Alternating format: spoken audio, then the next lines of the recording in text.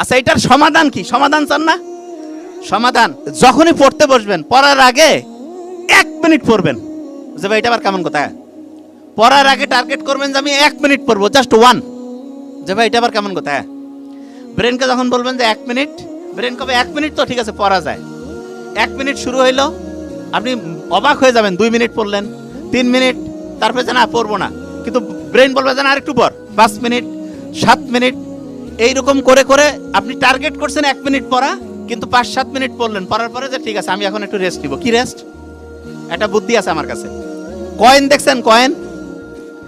কয়েনটা আছে না? 5 মিনিট পড়ার পরে কয়েনটা পকেট থেকে বের করবেন। বের করার পরে আপনার সবচেয়ে পছন্দের 2টা কাজ রাখবেন। কিরকম? যে যদি শাপলা উঠে, শাপলা, তাহলে হচ্ছে আমি হাঁটতে বেরোবো, হাঁটবো।